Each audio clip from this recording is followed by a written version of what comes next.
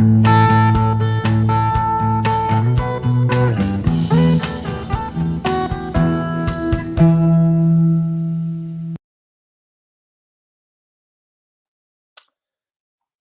back, everybody, to another episode of Truth Garden, episode 4. It has been a little break. Had to do a few things, been busy visiting family, been on the road, but back in the Truth Garden studio today, and very excited to be back. Today, we've got Paul Lindenberg from Paul on the Plane, one of the absolute legends in the flat Earth community. And I'm very excited to hear his awakening experience and chat a bit about a few things, what he's been up to and what's going on. So, yeah, very excited for today. I'm going to bring Paul on and let's hear what he's got to say. Hello, Paul. How are you? Hello, Chris. Truth Garden. Yeah, that's me. Chris from Truth Garden. Man. Thanks for having me on, man. I'm excited. Hey, man, I'm excited, man. Look, this little channel that I've started, it's really about, I love hearing people's awakening experience. It's just fascinating to me. And yeah, man, it was weird that you had messaged me just recently because I was actually thinking I need to message Paul and see if he'd like to come on. But look, man, I am honored because, the work that you have done in the flat Earth community, you've put your heart and soul. I was having a scrounge around again on your website last night. It's been a while since I've been on it, but it is well put together, brother. You put a lot into it. And then not to mention the podcast you did as well, Dome Life, which is actually where we linked up. You and Mitch did a fantastic job. And yeah, man, I just really appreciate the courageous efforts you put in.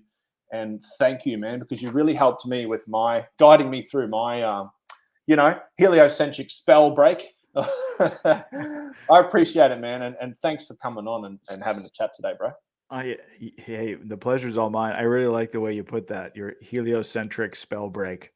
It seems like today there's just people are walking around, and whatever topic you want to get into, it's like the ones that don't see it, it's like they're under a spell. It really is. You just want to shake them, be like, wake up. But no, back to my website. I give all the credit to my web guy. I've got a guy that, he makes me look good. He makes me look good. So I got to deflect the praise there for sure. I produce a lot of the content, but I don't have the brains to be able to do what he did and put all that stuff together. So I think he's selling himself short there. Because the content is fantastic, man. Well, thank you. And he's helped me with some new websites right now. So exciting. Excellent. Is your DVD series still for sale? Everything on your website still basically live and accessible? Shirts? Yeah. I for a while there, I just had I took the entire Faking Space series, all 3 seasons. I don't know how many it is, like 30-something videos. And I put it all on the website, and I removed it from YouTube. I didn't even want to give YouTube for a while there. I was like, I was done with YouTube. I was like, look, you're not getting I'm not driving any traffic for you anymore. I was like, I'm cutting you off, YouTube. Yeah. Even that's back. My channel I was able to monetize my channel for a while. They finally caught up to me and demonetized it. So I was getting a little bit of, side revenue from the ads and stuff that my series was getting, but eventually they can't allow that stuff to be monetized. So they demonetized it. But anyway, my point was I took it off YouTube for a while. I just made everything private is what I did. And then I just left it on my website. Yep. And so I was like, hey, if you want to see it, it's on the website, whatever. And then the website started getting attacked. What happens, these hackers or spammers, or I don't know what you want to call them, but they attack the website by downloading like mass amounts, because all that stuff was sitting on the web server, right? In the database, all these videos Sure. All the videos I made were on there. So there was gigabytes of information, gigabytes of video, right? And they just like, I don't know if they use bots or whatever, there's some software that's just constantly downloading all of that stuff off your site, and it causes your web hosting provider bill to just go through the roof because of all this. So we just started getting attacked, and my web guy was getting these huge bills, and we were like, okay, we gotta. So then we started to do a thing where you had to sign in and have an account on the site, which helped a lot. You just had to basically just you just had to use your email. You had to give us your email, and then we would send, a link like to your email that you would click and activate, and then you could go into the site. And that helped a lot too. But, truthers out there, they're like, I'm not giving you my email. Yeah. Because then, like, what are you going to do with it? So they get their hackles up. So that was kind of disappointing. I was like, guys, I'm just trying to keep it so we don't have to pay through the arm, an arm and a leg to keep this site up. Eventually I gave in on YouTube, and I was like, fine. Cause everybody's like, where do you find the videos? And I'm like, they're on my website. Well, I can't get to your website. I don't have an account there. I'll create one. I don't want to create one. So eventually I was like, fine. Really? I went back to YouTube and I made everything public again. So it's still on my YouTube channel. Oh, is it? Oh, it's back there. There you go. Yeah. Okay. Yeah. Cool, man. Fantastic. Well, yeah, isn't that, I just had a thought, you were describing the ransom attack, or the ransomware, I was going to say, and the bot attacks or whatever it is, the spam. Yeah. You think that's part of it, is a fraction of the percentage of that budget going to NASA, going to do those things, mate? Like, it's just amazing, like how calculated these efforts are to fake this whole space thing. Well, to just the whole heliocentric bullshit, to be honest. But I mean, there's people that spend a lot of time and energy to try and make it difficult for us to spread the information. I mean, they're very passionate group, the globalists. They're very passionate, and obviously it's threatening information, or they wouldn't care. It's threatening. Yeah, man. And that's because this is where it boils down to me. It's a spiritual battle. That's why we're met with such resistance. It's a spiritual battle, good versus evil, whatever you want to call it. But we're the goodies. They're the baddies. And that's why they're so intent on and spending so much time and energy and effort in trying to poke fun and make it hard for us to do what we want to do. That's my opinion. Great. I love it. I love your opinion, man. I love hearing people's thoughts. It's, it's great. That's how I learn. That's how I interpret things. I love to dig down. If I could get into that a little bit further. So what do you think? Okay, good. A spiritual battle. Let's just leave it at that. And what do you think the battle is ultimately, residing over? Is it just a corruption of our soul, essentially? Like what is the evil trying to achieve?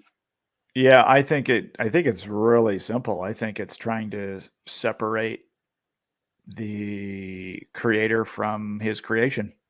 I mean, this, having been in the community for a while, how many people, were agnostic or atheist or, evolutionist before they came to this truth, and it changed their whole perspective on, that's, and you're not special in that. It's a dime a dozen, that's the reality when you realize that, when you awaken to the lies about where we live, you have to admit that, okay, that there's a lot of evidence now that this place is created. And if this place is created, then there's a creator.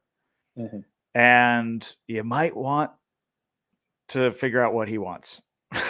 You might want to learn a little bit more about that, because it does matter, in my opinion. So I think that's why it's a spiritual battle. So if I think we were getting some major traction, like in from a community standpoint, like 2017, 2018. Mark Sargent, I was listening to him a lot then, and he was the one tracking the scoreboard on YouTube. And Flat Earth was climbing the ranks. We were like, we were getting up there with like the top 2 or 3 searches. Cat videos. Yeah, but it was like Lady Gaga, Barack Obama, and then Flat Earth was like coming up fast. Wild. And And so what did that they was do? They had to, first of all, they had to tear the scoreboard down so you couldn't see how we were doing. And oh, then did they? Oh, yeah, they right. totally tore it down so you couldn't even find out the numbers anymore, because that's what Mark did. He was all about, like, he's like the stats guy. He was always like tracking all this stuff and everything. He was giving us updates all the time.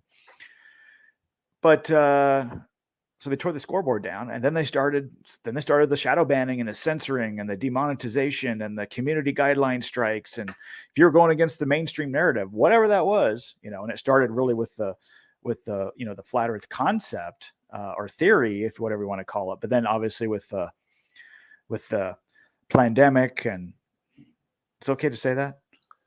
I don't know, man. I haven't kept. I know, like a lot of people do. Videos I listen to. Can we say that? Can we?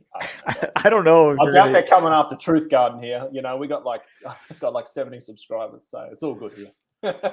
We all started with at 70, which I appreciate every single one of you. I really do, guys. That's right. That's right. It's amazing. This I just love having the chats, man. I thought I'm just gonna video it. It's a bit of fun, and I get to chat with awesome dudes like you. And if people want to watch, cool. If they don't, whatever, man. Keep on scrolling.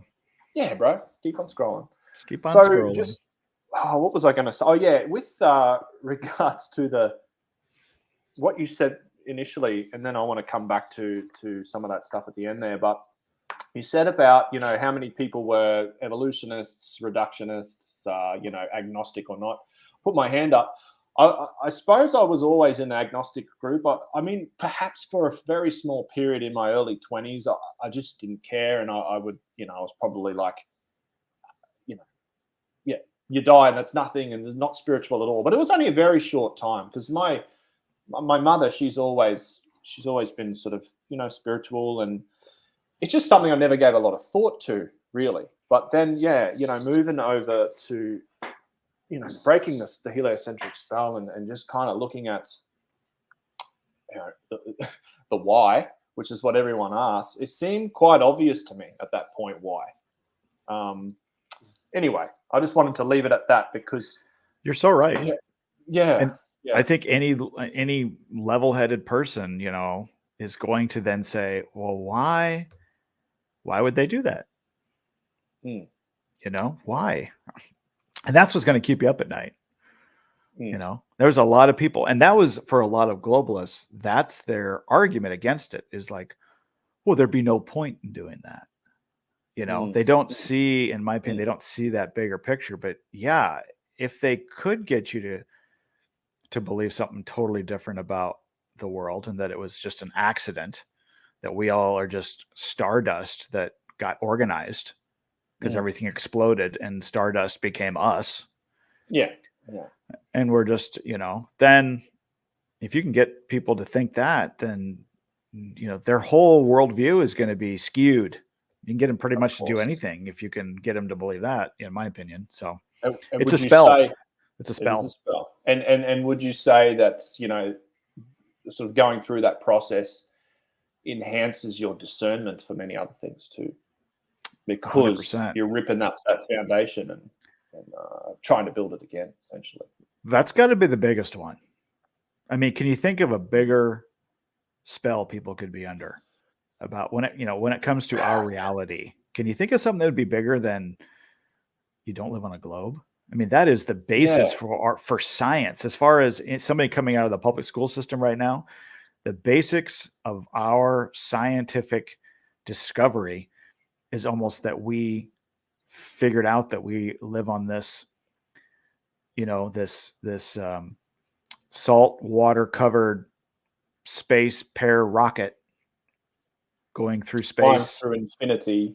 Yeah. Never ending, in like four different directions simultaneously.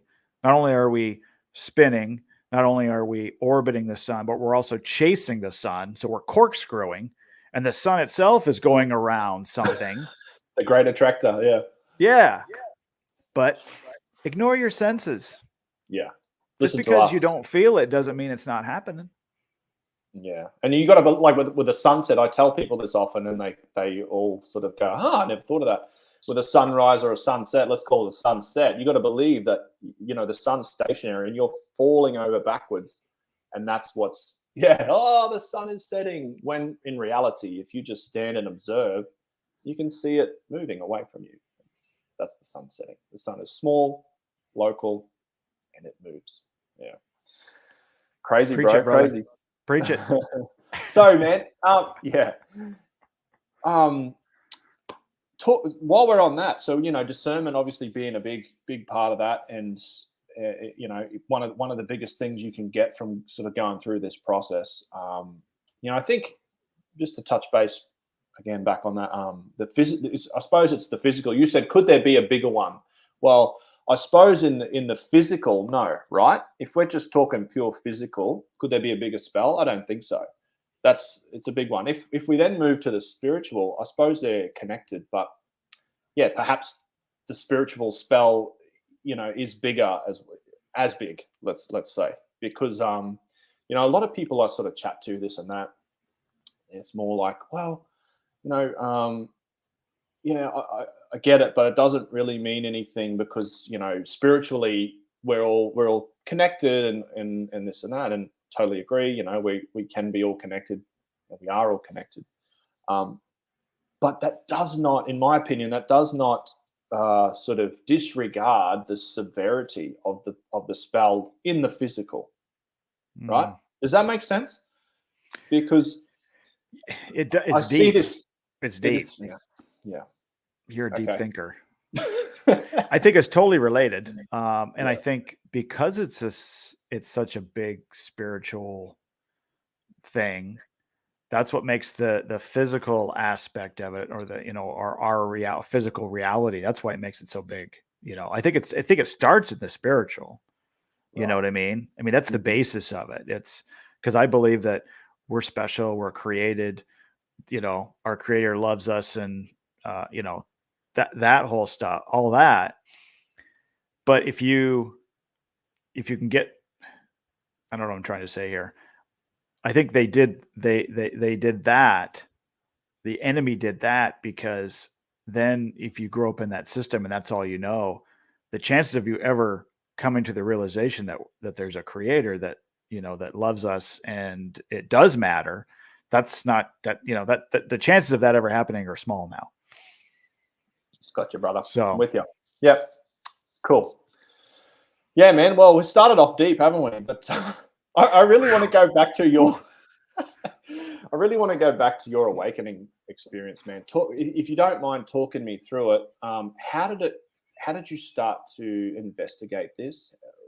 What was going on in your life? What made you look deeper into it? And how's your life changed pre, post?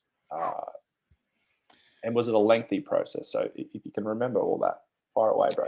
I can.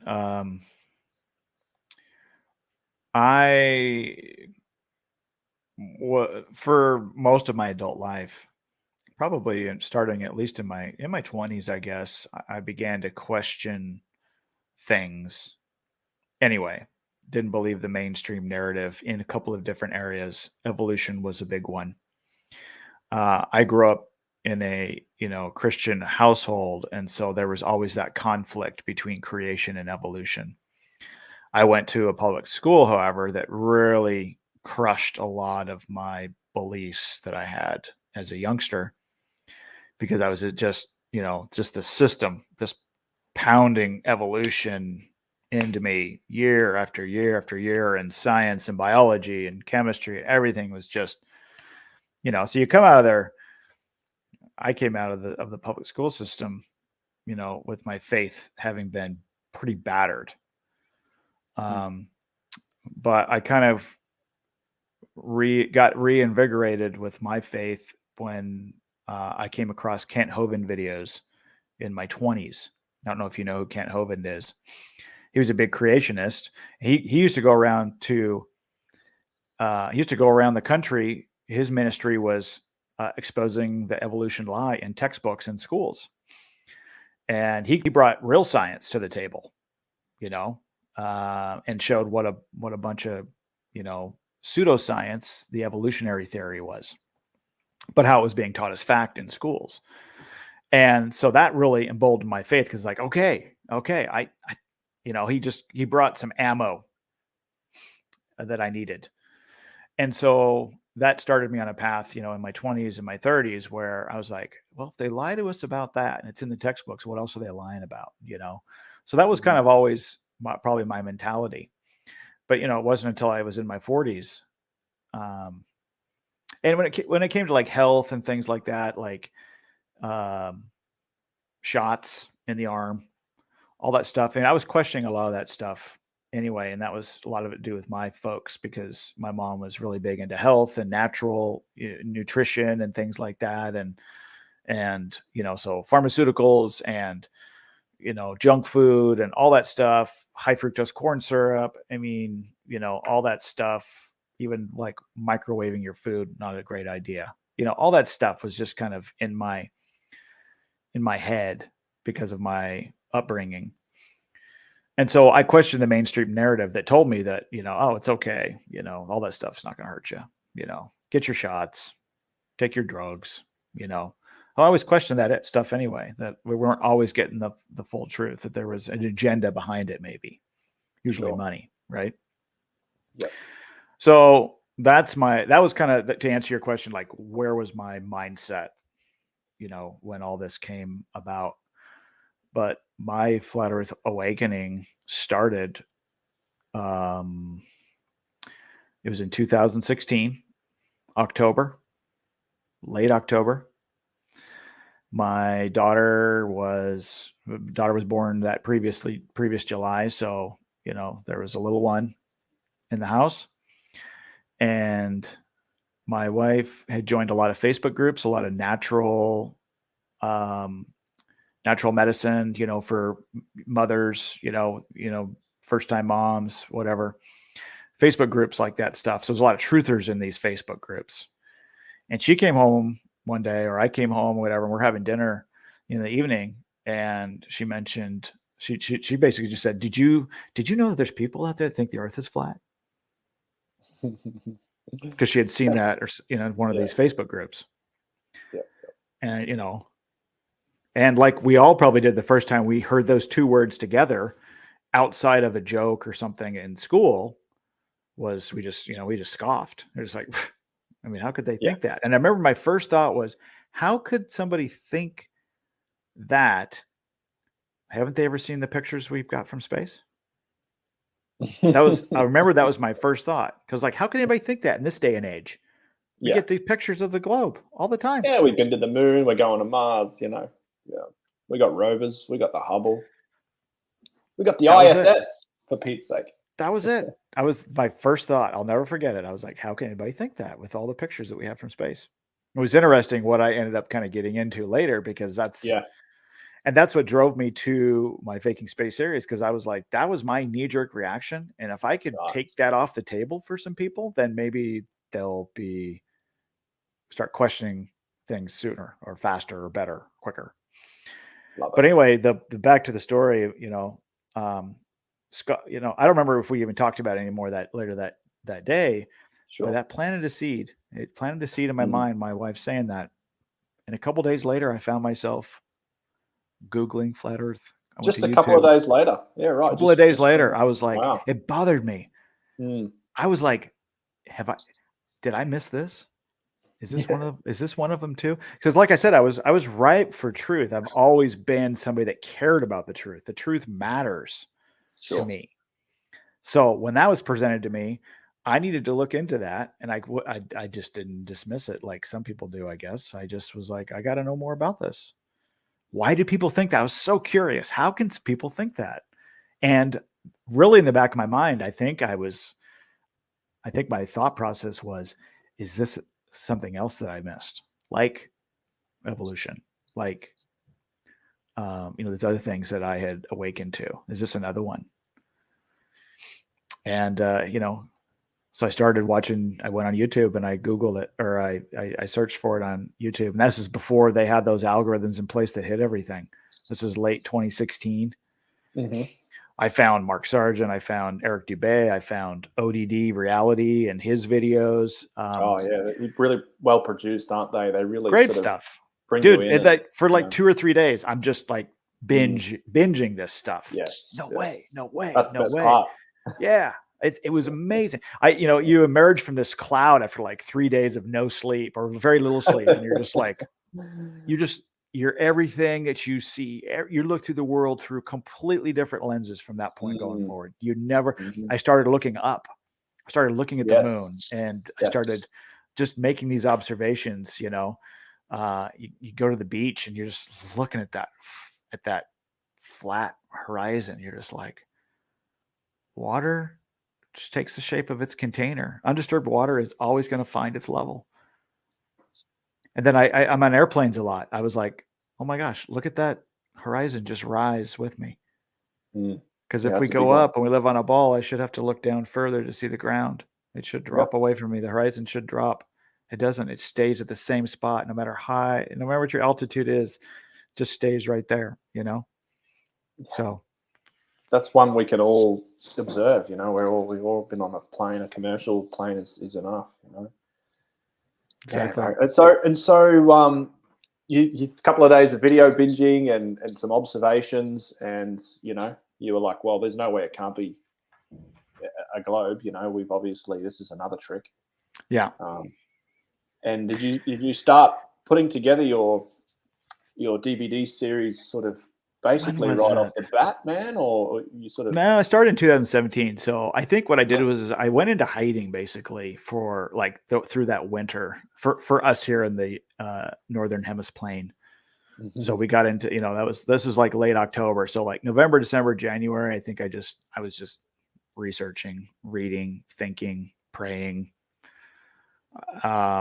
I bought a Nikon P900. Yep. In like January or February then, because I had to go prove this for myself. So I started by first of all, I started taking pictures of the moon and stars and zooming in and seeing, how cool the stars look when you zoom in on them. So cool. And then I was on a business trip in beginning of March, 2017. And it was in Reno, Nevada. And so I jumped in the car and drove over to Lake Tahoe, which is like 30, 40 minutes away. And I had been doing a little bit of research and saw that I think it's like 21 miles long Lake Tahoe, at its longest point, north to south. And there's a bunch of casinos on the South Shore, South Lake Tahoe.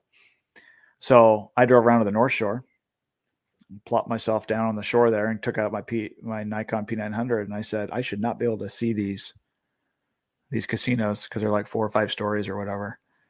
And it took me a while, 30, 40 minutes or so. I think it was less than an hour, but boom, brought them right into view. That was kind of like the big first video that I ever did. And I explained everything and the distance and my location, the temperature, and I put it all together in a video and presented my findings online. That's kind of really what started my channel, my Lake Tahoe observations. Amazing. And started from there. And then I think it was a couple of months later, I think it was in like June then. So it was another 3 months later or so, I hooked up with a guy named Archer Sage, who had been doing a lot of research on the websites, NASA websites with all the images. And he started to show me where some of this stuff was. And so we started digging in and we started the video series. And so he was kind of the catalyst in season 1 to help me put a lot of that stuff together, because he showed me where these repositories of images were. And he showed me some of the tools like forensically and stuff like that, photo forensics and things like that, to be able to really dive in and look at these images and evaluate them from a forensic standpoint. And, be able to adjust the levels. There's a lot of data there, isn't there? Like I remember in one of your episodes, you scroll through just the countless. Oh data. Yeah. I mean, yeah. So it's Tons. not, it's a lot of work you put in, that's what a lot of people sort of don't realize. They just kind of think, oh yeah, well, you think it's flat or you think you don't, and that's the end of the story. But the work that goes into it, especially for, guys like yourself, it's you consumed by it, man. You just It did. It was pretty much, yeah, it took up a lot of time, but it was the labor of love. It was something that I wanted to do and create that series. So there was just so much stuff. So at first I thought, well, you can just do one video, but no, it's just so much stuff. I said, well, just break this up into some bite-sized chunks, try to keep the videos. I think the longest one is like 10 minutes or 12 minutes or something, but most of them are like 7, 8, 9 minutes. So you can just kind of like bite-sized chunks and all these different things, went through the different satellites. Different events and things like that, eclipses, and just showed people how it was really about all the inconsistencies. If what they gave us was real, we shouldn't be able to find inconsistencies in anything. It should all line up, right? Speaking of inconsistency, my man, here's something you showed a bit earlier. I think you've got a couple there. Maybe we can you just and there was the image of the Earth as well from the moon, official NASA footage. But would you mind running us through that, man? Let's see if I can find this one. Yeah, I mean, some of these.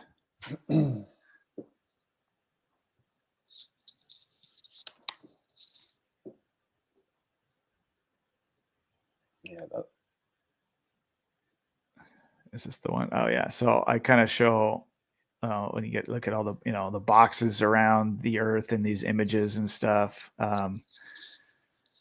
I showed, and then see, these are my pictures of the moon and stuff. And so I would show how in these tools, if it was a real photo, this is the stuff you should see. And then I'd take the photos that we got, from NASA or whatever, and show that, these things are just digital creations, essentially.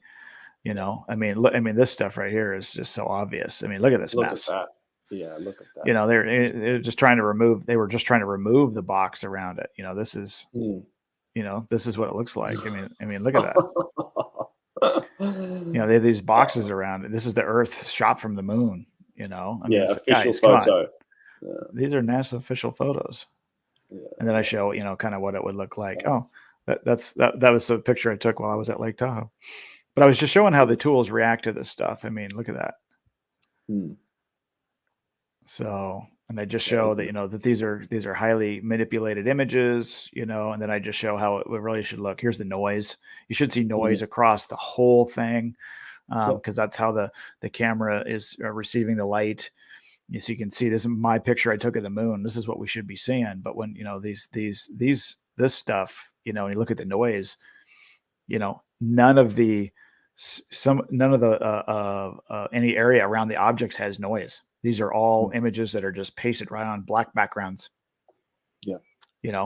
So just total manipulation, total made up stuff. I mean, look at this weird stuff that you get when you run through these tools. So that's what this series was all about, was really just showing people that, what we're being given aren't real photographs. This is all just digital creations. This is all digital art. Yeah, that penny drop for me was just massive. Because then as soon as I saw your staff and a few others do a few things, obviously you jump online and go have a look yourself. And it's like from one moment to the next, now you can just tell. Like before, I don't know if I didn't question it, or I thought it was real, or I just couldn't see it. But now you see it. You see it straight away. It's digital, man. It's not real. It's so obvious. It is. This one was the two moons one was really interesting. Everybody remembers the one where you got the moon that's, kind of going in front of the Earth, for that, from the satellite image we saw the dark side of the moon. Dark side of the moon. Oh my God. It was so clever. Yeah. If you download all those images, because it's just a series of images is what it was. It wasn't actually a video that we got. They just put together the series of images that they, supposedly shot from 1 million miles away. Well, if you download all those images and you change the brightness, there's actually two moons, and you can see they're both the same size, and they're just moving through like this. One is leaving the screen, and one is coming in at the same time. So it's just this rendering glitch that happened when they were creating this stuff in on a computer. Yeah, the glitch is on the right hand side, or the yellow shaded. Yeah, I might blow that up actually. Yeah, this right here is the. This right here is the second moon. So this one, as this approaches in the screen, see if you can see it here. as you take each of the images and you look at them, they are just moving.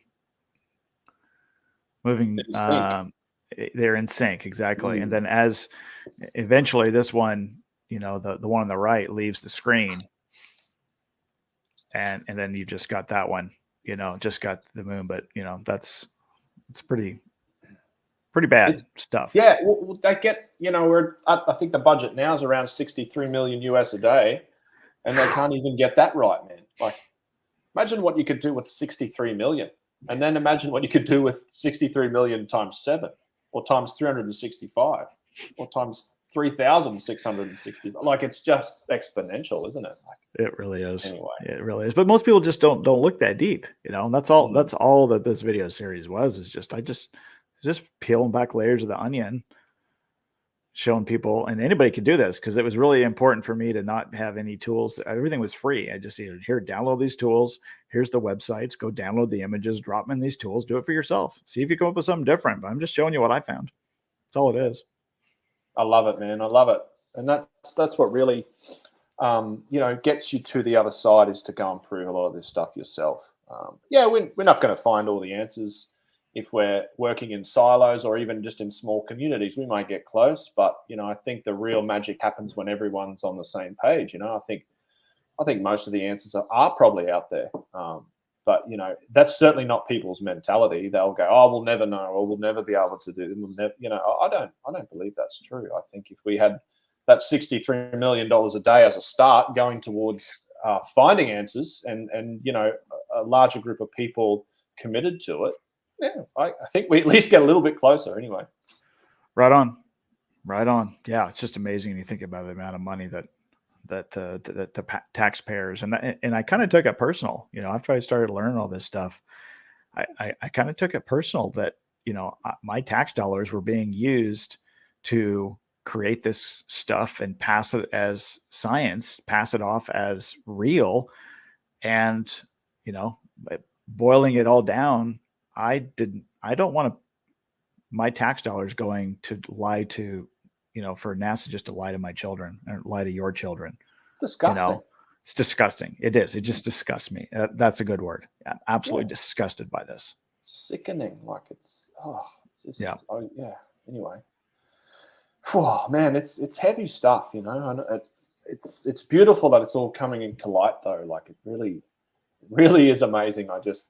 I'm so thankful, because it's changed my life in a lot of ways, and I'm interested to see, such a big awakening for yourself, how things have shifted pre and post. Like, you don't have to get too deep into it, but just give us a bit of a rundown on the changes that sort of happened and what followed you as you went down this journey. Yeah, the thing that the public school system had done, which was to tear me away further from, from our Creator. This whole thing just brought me back to a closer relationship, with our Creator. And I just, I just learned to appreciate everything a lot more. My family, this earth. I mean, everything just. I at least I feel like I became a more kind and humble person, and I don't mean that.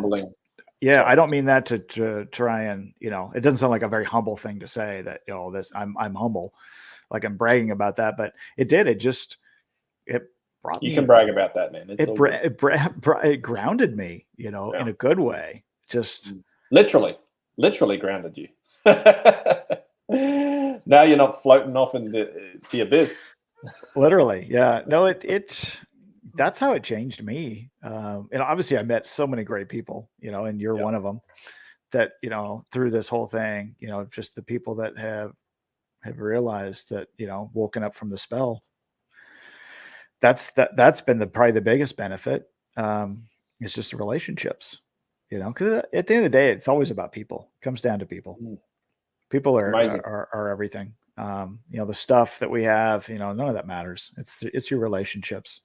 It's the conversations you have with yourself. It's the conversations you have with other people. That's really what defines us, in my opinion. So that just changed. This whole thing changed all that. And I think it does for everybody. Awesome, man. You I know? love it. I love it. I love it. And so, where are you at these days, man? Like, we'll park Flat Earth for a bit, but your podcast wound up with Dome Life podcast, that is, with yourself and Mitchell from Australia, who I've had on here. It was awesome. He did the first episode with me, so Dude, shout that out to guy, Mitch. that guy knows this stuff way better than I do. I Oh, mean, he's good, man. He'll he is. pick you up.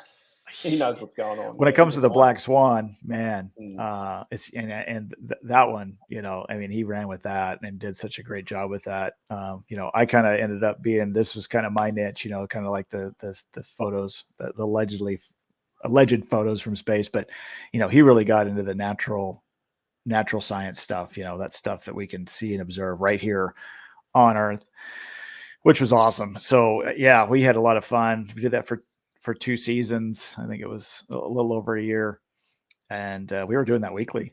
So that was a lot of work.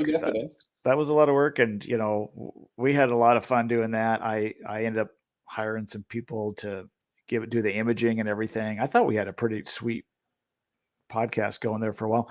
I just ended up very interactive too, which you don't often get that in podcasts like that. So. It was a lot of work. Admittedly, it was a lot of work every week to do all that, and he was working then really early in the morning, and he had like an hour. Maybe people don't realize this, like 90% of the episodes were like while he was driving to work in the morning, which was kind of like early. It was like late morning, early afternoon for me here in the Western US, and then where he's at in Australia. So that's it was a couple hours. Yeah, because he got up and drove like an hour or two every day. So that's when we would record. I would just record it on Skype, and then I'd go back and just drop in everything. But the speak pipes, and he'd be rattling off all those scientific, Oh yeah, he could do that by memory. Yeah, driving. He's doing while I was driving. Yep. No, it was great. We had a lot of fun. He's a great guy, and that's how we ended up. I think you were listening to that and speak piped, right? You left us a voicemail, and the rest is history. Couldn't help myself. That was awesome. Oh, but just having those tools that you guys created, it was awesome, man. It's awesome. It's all out there if anyone really wants to look, but. Yeah, so you can actually still find that podcast, all the episodes on your website. They're only on the website, I believe now. Yeah. Yeah, great. Yep. If anyone is interested, I think they're great. I was listening to the Flat Earth podcast, and then I think was an ad, or they must have been one of the guys that they had mentioned Dome Life. So I quickly had both of them. We try to do some imaging, like some trading of like spots and things like that. So I said, hey, not that anybody would ever find my podcast before the Flat Earth podcast, but I said, hey, would you run this ad, and maybe you can send a few guys over to listen to ours too. That's what happened. Yeah, it worked. Dave and I forgot who was his original Curious guy there. Jay. Curious Jay before Matt Long, yeah. But mostly it was Matt Long and Dave that were doing it then. Yeah, good stuff, mate. I love it. That was in fun. The peak when I was going through my kind of learning all about it. That you guys were peaking then, so it was awesome for me. Really we had a lot of fun. Great guys, all great guys. And what are you doing now, mate? Have you got Dave Weiss's Flat Earth Friend Finder? I think you've got the app, I assume. Have you used the Friend Finder? I haven't used the Friend Finder yet. Yep. No, I haven't. I haven't gotten into that yet. I used to do a lot of meetups and stuff, but I just kind of took a break from all that. I kind of, admittedly burned myself out. I went so hard for like 3 years, 2017, 18, and 19, that I just had to take a break. I mean, I wasn't seeing my wife and kids as much as I should have. That was a big part of it too, because I was just so busy. I did like 5 or 6 speaking engagements in 2019.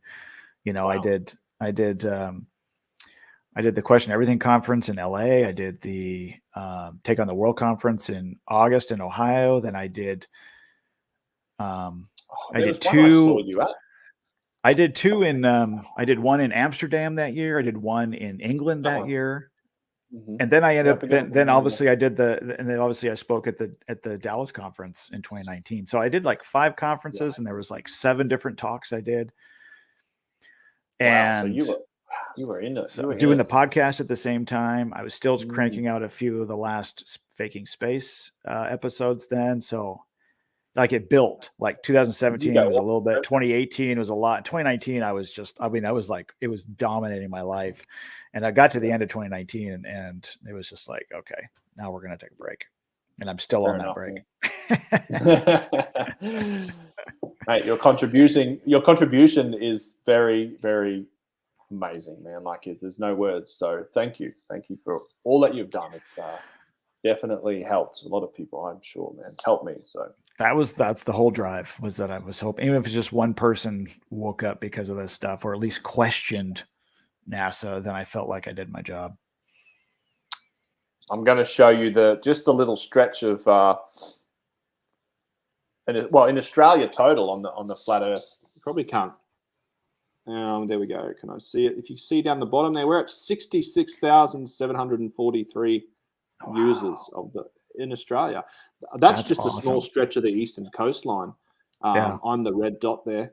But yeah, so yeah, man. I mean, so I can't actually zoom out more than that right now until I change a few settings. But it's amazing if you jump on it and jump in and just zoom out and see the whole world. The blue dots everywhere, man. It's crazy. Blue dots. That's what it's all about. Yeah. That's why I wear blue today. No, how do you know? Yeah, me too. Yeah. All right, mate. Well, so what do you think's in store for? We're just seeing more and more people waking up. Where's this all headed, man? How does it factor into the other buzzword? Buzz kind of. I don't know to say, like narratives at the moment, the Great Reset, the financial collapse. Are we, in your opinion, we headed for the Great Depression 2.0 soon? Just a maybe? Is it all in our heads, or is it coming? And how does it all factor in, brother? How does crypto factor in? Like, I don't know. Yeah, fair enough. What I do know is that I have no idea. Yeah. That's what I know. I probably don't. I think I've learned to expect the unexpected. I think when it comes to the recession, depression, whatever, I think the worst is still ahead of us. I think we've kind of gotten used to, higher prices now, the fuel costs. I mean, we're kind of settling in. We've seen a little bit of a retreat. I think it's because they're putting more ethanol in the fuel. So they're just diluting it, making it worse. But that's a whole nother conversation. I don't know. I really, to be quite frank, I don't spend a lot of time thinking about it. There's just so much that I realize that I can't control. The only thing I can't control is my reaction to stuff. And so I just try to focus on the real and the now. And I just know that whatever I think is gonna happen, I'm probably gonna be wrong. Yeah, I love it, man. There's that humble Paul again. I'm gonna be wrong. I think as soon as I think I got it figured out, I'm gonna be proven wrong. Because it always happens like that. So I suppose what I and I agree, man. I try. Sometimes I get caught up in it, but I'm the same. And it's just better to focus on the now and solutions. I think what we can do. If how do we prepare? What do we do? I think just me personally, I like to, as best I can, prepare for any situation and just always hope for the better outcome. That's the best way. Yeah. I think hoping for the outcome can be, exacerbated if you're focusing some intention towards solutions as well, and then that hope becomes your reality because you're right on. Yeah. It is. Hope for the best, prepare for the worst. You got to be able to sleep at night. So that's why having all your ducks in a row is important, because that's going to give you peace, because such a insane time and things can change so quickly. But yeah, you can't sacrifice the now for all of that to be prepared too, because you could just spend all your time obsessing about something that might never happen. So you got to find the balance. It's that balance to stay sane. Totally.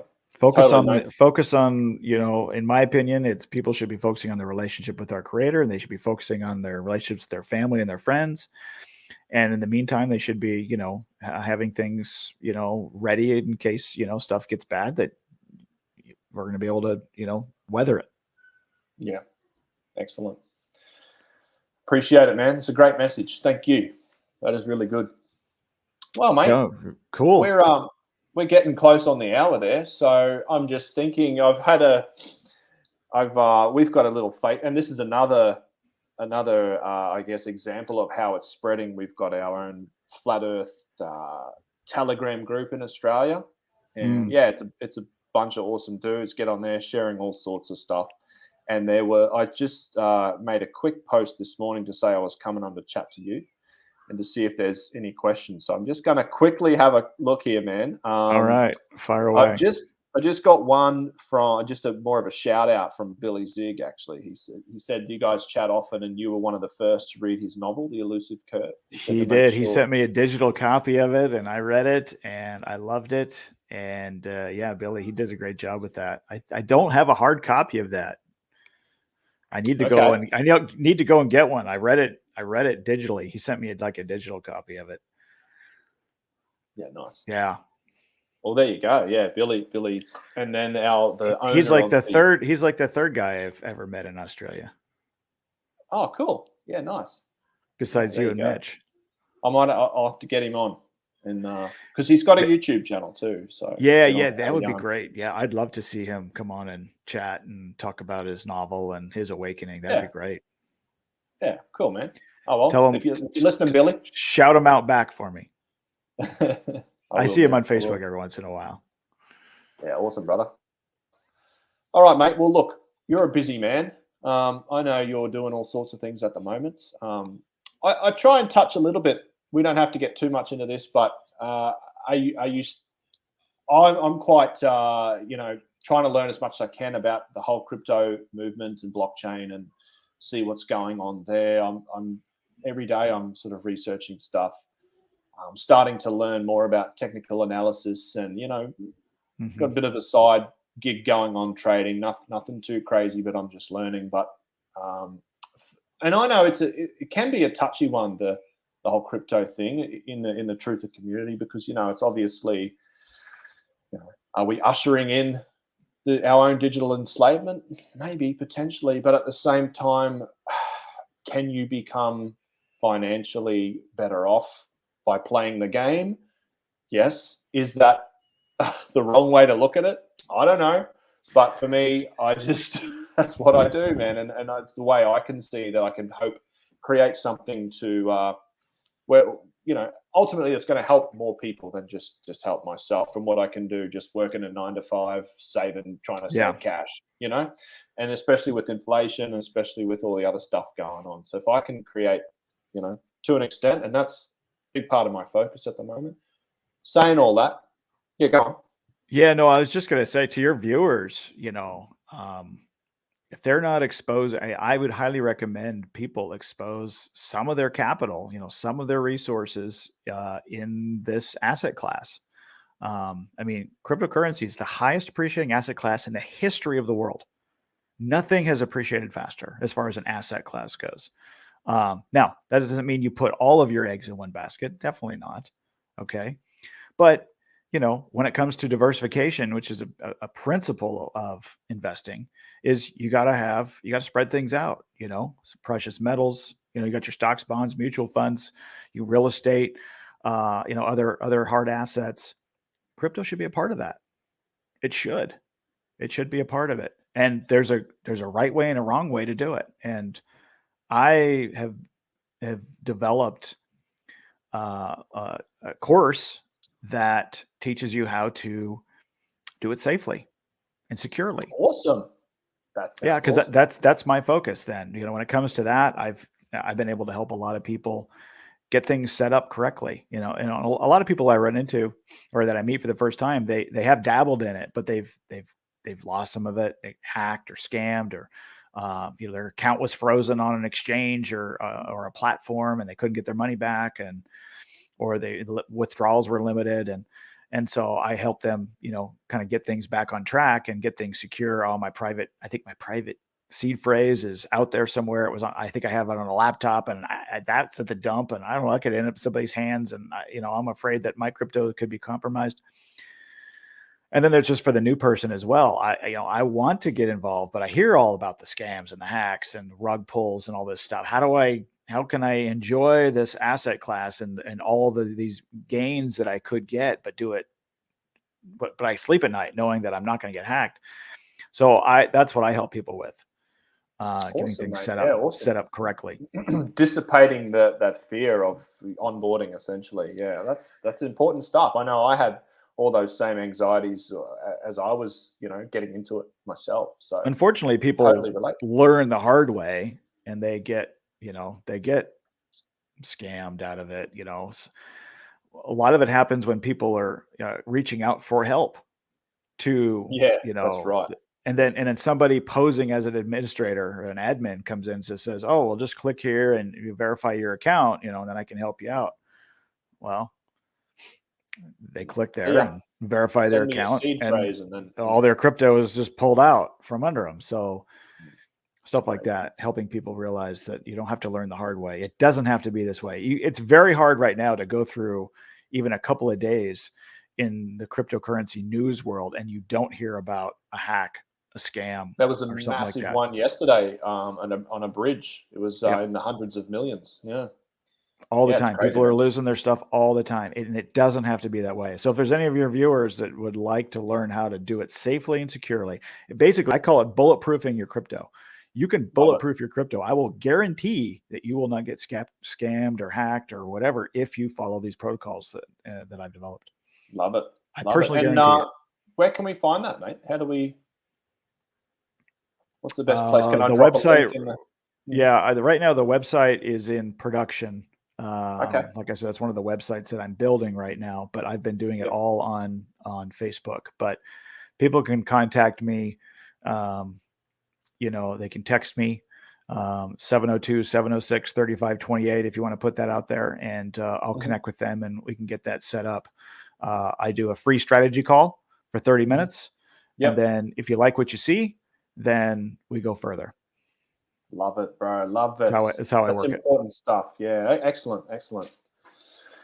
I think the 30. Yeah, funny. I've been. I think we were chatting before the show about, and I'm sort of starting up something similar. Not so much focusing on the safety, but more just onboarding. And I've got a few different packages that I'm sort of thinking. But one of the first things I thought is a 30-minute free consult. I mean, you need to have it. Just to gain that trust and really lay out what you just come in at those 30 minutes. You bring a ton of value in that 30 minutes. You just bring a lot. No matter what happens is what happens, whether you go further or not. But you're always leaving people better than you found them, and that's my philosophy, and it works.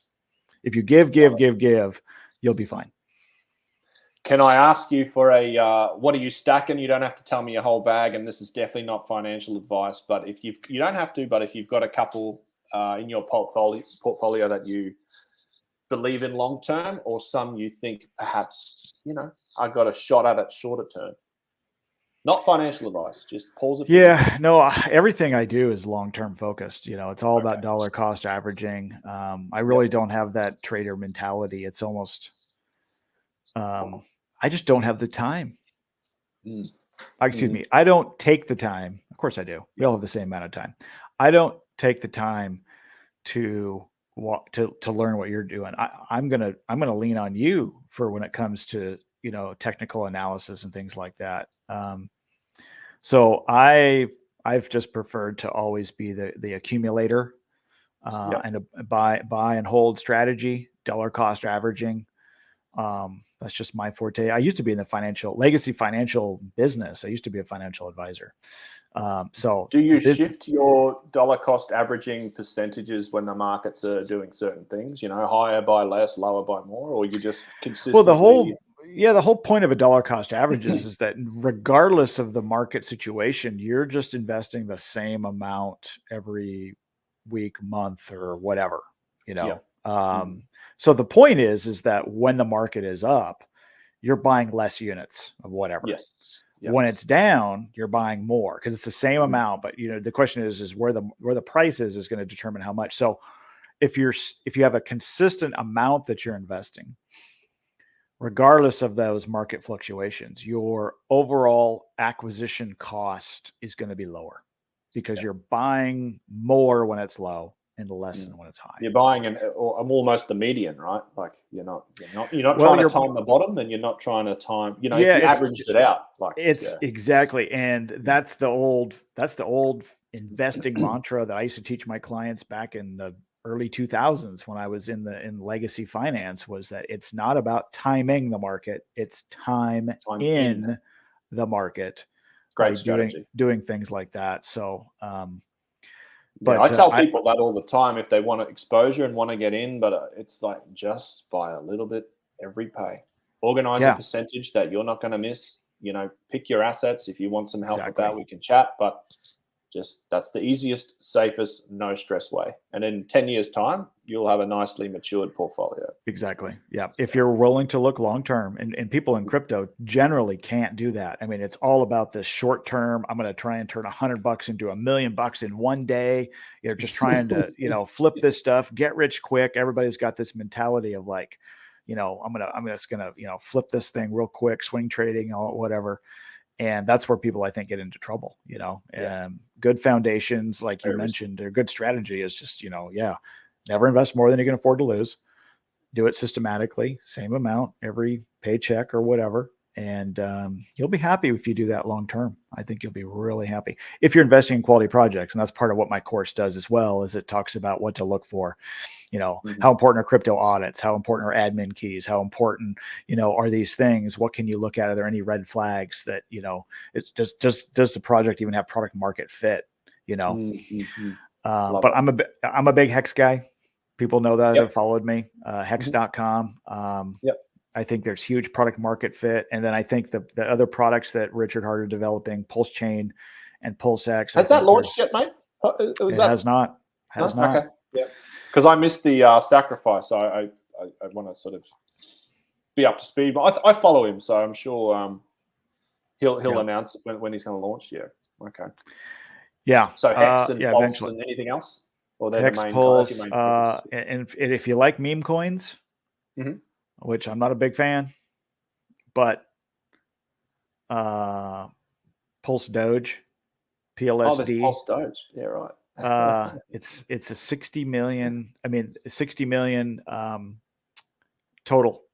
Oh, no that's inflation. A lot less than right. It is. I think it launched at $1 at the beginning of the bear market. I looked the other day; it was $7. Damn. In a bear market, because it's got such a limited supply. Yeah. I think that's an exciting one. If you like meme coins, so that I think they're going to come out with staking, but there's no. It is. That's what most of this stuff is. It's a lot of it is gambling, speculating. That's why I like Hex, because I think it has a good product market fit, because it's just simple. You buy it, you stake it, you earn yield. You build, you just accumulate. You might, if you're going to be holding long term, you might as well get yield. And I like the fact that it's an immutable smart contract. And I like the fact that I'm going to be getting double when Pulse Chain launches, because it's a big copy and paste. Yeah, with the new blockchain. It's so crazy how he's doing that. Yeah, it's amazing. But I don't get any of that stuff really in my course. It's all about just the basic fundamentals of safety. So whatever you end up wanting to get into, do it safely and securely. Don't store your crypto on exchanges. Don't use trading platforms. Look for admin keys. Look for audits and stuff like that, or some of the basic stuff we go through. And then even down to use a VPN, have a crypto only email address, have a separate bank account. Be anonymous online when you're in Discord and Telegram, when you're discussing holdings and things like that. And just the more layers of security, use two-factor authentication, more layers of security between you and your holdings. Use hardware wallets. I've got 3 ledgers right here, that I use, just stuff that's important, to bulletproof your crypto holdings. Sounds good, man. I might have to sign up for a session with you, I reckon. So you can, I'm sure I'm missing some stuff. So yeah, it'd be good, man. I'll find you on Facebook. My brother. We'll find it. We'll find some time. Sounds good, man. All right. Well, look, I think we'll wrap it up, man. And again, I just want to firstly, again, thank you for everything you've done, your contribution to Flat Earth, and the people you've helped, including myself. Thank you for your time today. I know you got a lot going on. Pleasure was all And mine. oh man, it's been awesome. It's been a great hour. Awesome. Just flew. So yeah, man. Thank you again. And yeah, maybe we'll get you on again down the track. We'll see what's happening if you've got. We'll come back on. You'll have me back on in a couple of years. We'll be talking about Pulse Doge being $100 a piece. And I'm like, remember back when we were talking about it at launching at $1? Sounds good, man. Hopefully Hex will be $100. Well, yeah. I got some long-term Hex staked, so yeah, I'm hoping. And long-term is right. Yeah. Yeah. That was a good one. Then we had Hex 2T, and that was interesting. How that all played out. Oh yeah. Yeah. So I still think there's it just timing was off with that, and down the road, I still continuing to build. I love the projects that are continuing to build, continue to build, regardless of market conditions. They're the ones you need to focus on. It'll be interesting when the next bull run, and there will be another bull run in crypto. People think, oh, crypto's dead or whatever because Bitcoin, went down to 18K or whatever. It always does that. So it's a matter of time. There'll be another bull run. The question is just when, not if. Be interesting to see what Axion does the next bull run, for sure. I think so, man. Yeah, I think so. And it's also the team and the community is one thing, but already if you look at the amount of tokens that have been locked away for 15 years, I mean, that gives me a little bit of confidence anyway. So if crypto's around, Axion's around, essentially. That's how I see it. It is, and I have a lot staked for 15 years, so I won't even nothing to really even worry about, if you want to say that. Nothing to even concern myself with for another 13 or 14 years. Yeah. Awesome, man. So, all right, mate. We'll leave it at that, eh? Sounds great. Thanks again for having me on. It was awesome. Good to chat. Welcome. You're welcome, man. Thank you. Ciao. Take care.